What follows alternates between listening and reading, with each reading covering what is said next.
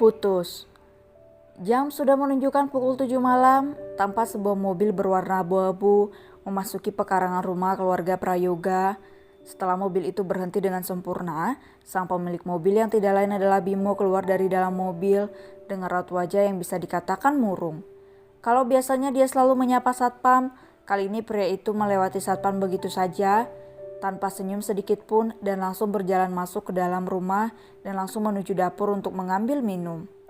Pria itu tahu kalau jam segini adalah jam makan malam, tapi pria itu sama sekali tidak memiliki niat untuk gabung dengan keluarga besarnya. Tentu saja, sikap Bimo itu membuat seisi rumah bingung. "Bimo, kamu mau kemana, nak? Kamu tidak ikut makan malam?" tegur Clara begitu melihat putranya itu hendak melangkah pergi. Bimo yang nyaris pergi sontak mengurungkan langkahnya dan berbalik menatap Clara. Pria itu kemudian memaksakan diri untuk melemparkan senyum pada wanita yang melahirkannya itu, seraya menggelengkan kepalanya. "Maaf ma, aku sama sekali belum lapar. Nanti kalau sudah lapar aku akan makan sendiri. Aku ke kamar dulu ya." "Tunggu dulu." Bimo yang kembali nyaris melangkah kembali menghentikan langkahnya karena panggilan Bara papanya. "Kamu kenapa? Apa kamu ada masalah?" tanya Bara dengan alis yang bertaut. Tidak sama sekali pak, aku hanya merasa lelah saja menyelesaikan proposal kerjasama yang akan aku bawa besok ke Singapura," ucap Bimo memberikan alasan. Bara mengangguk-anggukkan kepalanya mengerti dengan alasan yang diberikan putra bungsunya itu. "Ya udah, kamu istirahat dulu, nanti kalau kamu lapar kamu bisa ambil sendiri," pungkas Bara akhirnya, dan Bimo mengangguk mengiyakan. Kemudian tanpa bicara lagi, Bimo akhirnya kembali melanjutkan langkahnya. Sementara itu Bimo menatap kepergian adik kembarnya itu sampai tubuh itu menghilang di balik pintu. Sepertinya bukan karena kecapean Bimo bersikap seperti itu. Aku yakin pasti ada sesuatu yang terjadi makanya sikapnya seperti itu, batin Bima yang memang bisa membaca air muka adiknya itu. Sesampainya di kamar, Bimo mengempaskan tubuhnya, berbaring terlentang dengan mata yang menerawang menatap langit-langit di kamar. Ya, sesuai dugaan Bima, Bimo memang sedang tidak baik-baik saja karena tadi Mikaeli, wanita yang dia cintai, memutuskan hubungan mereka begitu saja dan menuduhnya hanya ingin mempermainkan perasaan wanita itu. Flashback on. Bimo baru saja menyelesaikan proposal yang akan dia bawa besok ke Singapura. Pria tampan kembaran Bima itu tersenyum puas dan merasa kalau proposal yang dia buat sudah bagus dan siap untuk dipresentasikan di depan klien. Di saat pria itu memasukkan proposalnya ke dalam tas kerjanya, tiba-tiba ada yang mengetuk pintu. Siapa sih yang menemui aku jam segini? Semua karyawan kan harusnya sudah pulang," batin Bimo sembari melirik jam di pergelangan tangannya yang ternyata sudah menunjukkan hampir pukul 6 petang. Pintu kembali diketuk dan mau tidak mau Bimo akhirnya memerintahkan orang itu untuk masuk. "Loh sayang, kamu ternyata?"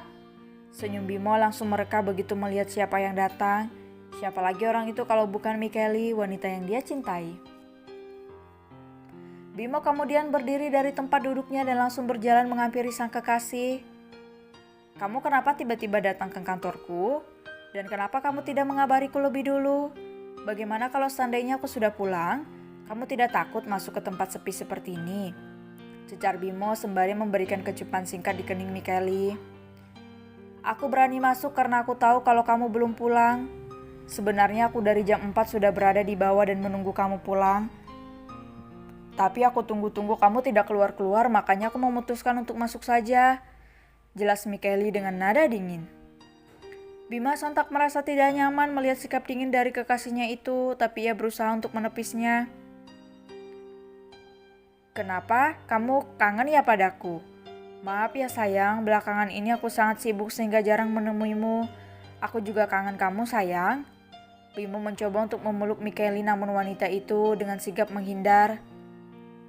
"Sayang, kamu kenapa menghindar?" Bimo mengernyitkan keningnya. "Bimo, kita putus saja." Bagai petir di siang bolong tanpa adanya hujan, Bimo terkesiap kaget mendengar ucapan Mikaeli. Sayang, kamu jangan bercanda. Hal begini tidak bagus untuk dibuat sebagai candaan. Apa kamu melihat kalau aku sedang tertawa? Tidak kan? Bimo, aku sama sekali tidak bercanda. Aku serius dengan ucapanku tadi. Suara Mikaeli terdengar lirih tapi terselip ketegasan di balik ucapannya itu.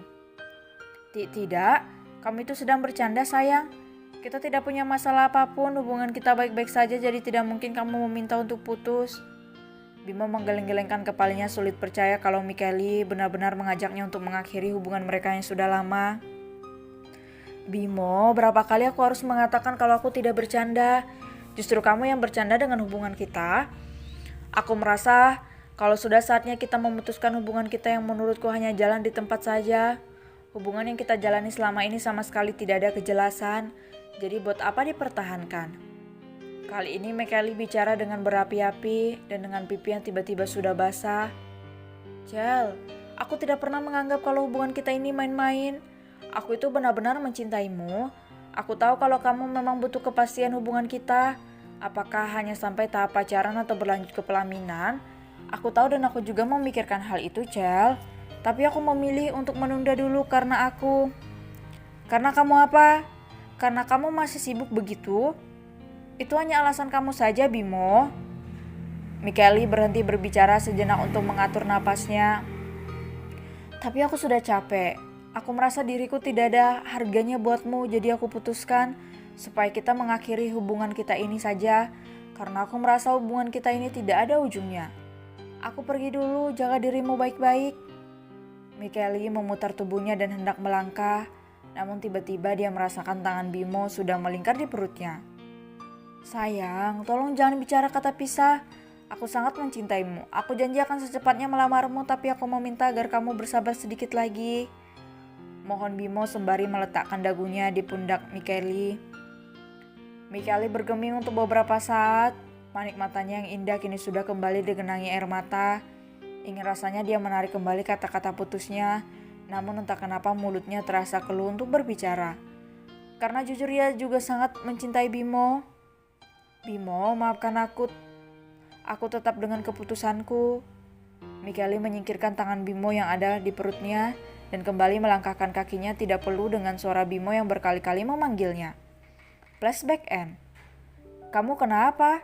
Apa ada sesuatu yang terjadi? Bimo tersentak kaget dan langsung duduk karena tiba-tiba Bimo sudah berada di kamarnya.